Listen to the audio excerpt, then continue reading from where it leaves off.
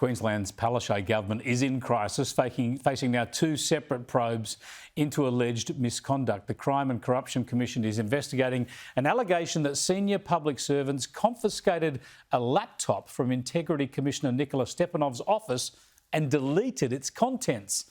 Meanwhile, former state archivist Mike Summerall says he was ordered to doctor reports to hide bad news which didn't suit the government's political agenda.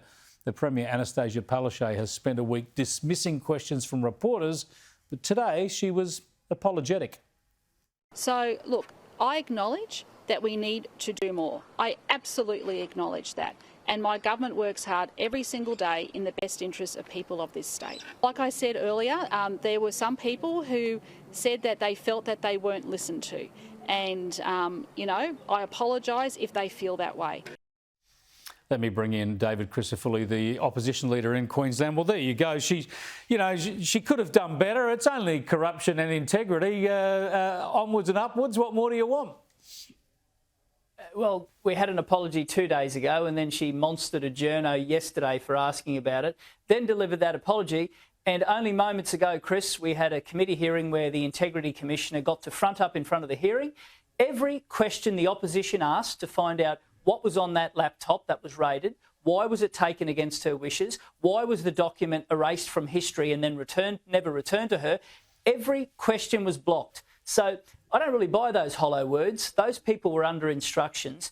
There has been 3 weeks of damning allegations from independent officers who have said enough's enough. The culture is broken and the government is not fair dinkum about fixing it. They have said that there can be an inquiry into the conduct of the Crime and Corruption Commission. That's one bin fire, but they are refusing to address the integrity inferno that is burning through the government. You're calling now for a Royal Commission style inquiry to look at all of this? We are, Chris, because anything short of that is a cop-out.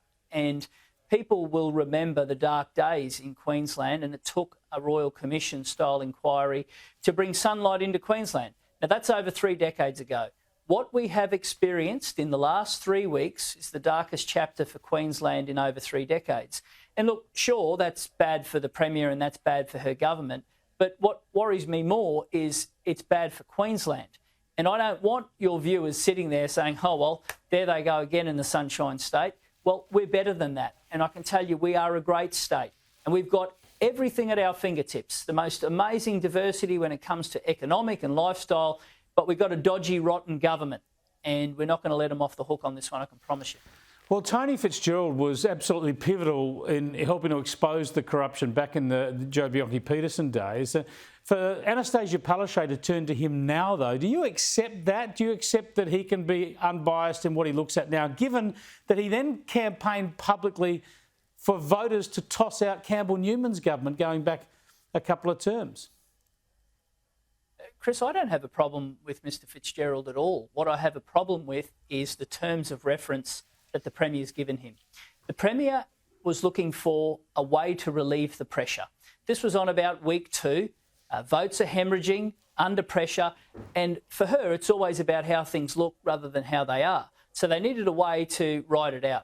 But it's never been for her about stamping out corruption. It's been about riding out the media storm. So they called in Mr Fitzgerald, who has a reputation as a crime fighter in this state. But the only thing that they've asked him to do is look at the Constitution and the makeup of the Crime and Corruption Commission.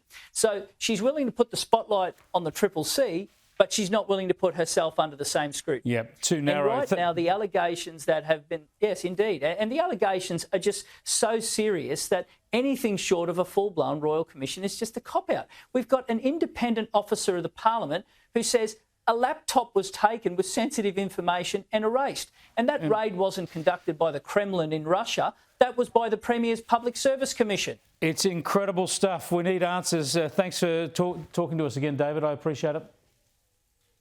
Appreciate your time, Chris. David Crisafulli there, the opposition leader in Queensland.